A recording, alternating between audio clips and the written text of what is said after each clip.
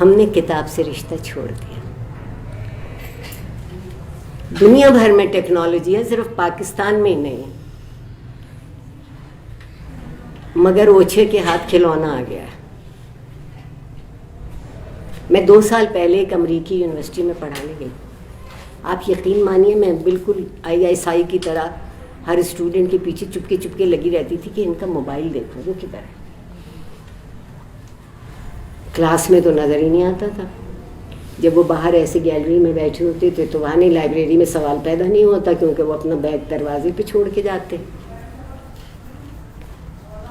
بہت سی دفعہ اسٹوڈنٹ, امریکہ میں ایک بات بہت مزے کی ہے, وہ آپ کے لیے کوئی بہت اہتمام نہیں کرتے. وہ کہتے ہیں ہیو لنچ ود می, تو وہ اگر ہیڈ آف دا ڈپارٹمنٹ یا ڈین بھی کہے تو وہ آپ کو اپنے یونیورسٹی کے کیفیٹیریا میں لے جاتا اور وہاں یو ہیو لنچ ود. بہت دفعہ وہاں بھی گئی, وہاں بھی کوئی ٹیلی فون نہیں.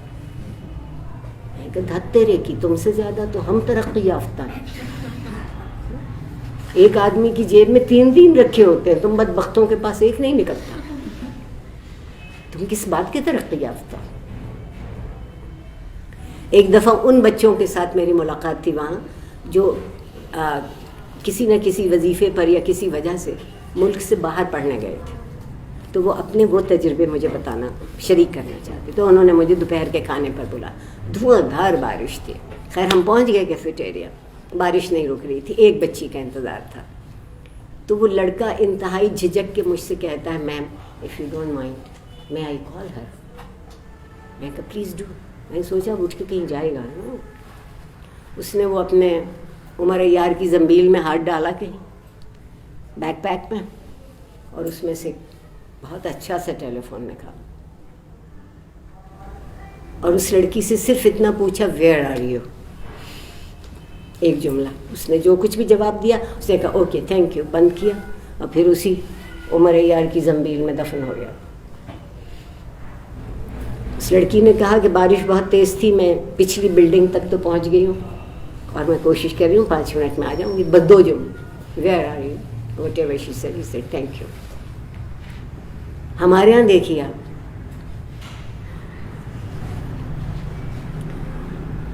24 گھنٹوں میں سے 23 گھنٹے ہم یہ پوچھتے ہیں کہ اور کیا حال ہے. کتنی نئی باتیں ہوں گی. خدا نہ خواستہ کہ کوئی ایسے کام ہو جو ہمیں کہیں. میرے کہنے کا مطلب آپ سے صرف یہ ہے کہ ہمیں ابھی تک یہ سلیقہ نہیں آیا کہ جس چیز کا موقع ہو اور جہاں ہو, وہ بھی یقیناً اپنی کہیں بے تکلفی کے وقت میں ان کے اسٹوڈنٹس کا بھی ایک اسٹوڈنٹ سینٹر ہوتا ہے بڑی یونیورسٹیز میں, وہ وہاں بیٹھ کے گپ لگاتے ہوں گے یا فون کرتے ہوں گے, لیکن انہیں معلوم ہے کہ جہاں نہیں استعمال ہونا وہاں نہیں استعمال ہونا. میں بہت ظالم استاد ہوں, میں FC میں پڑھاتی ہوں, اور میں ان سے کہتی ہوں کہ اگر اس کلاس میں جان عالم کا طوطا بولے گا تو طوطا بھی اور جان عالم بھی دونوں کلاس سے چلے جائیں.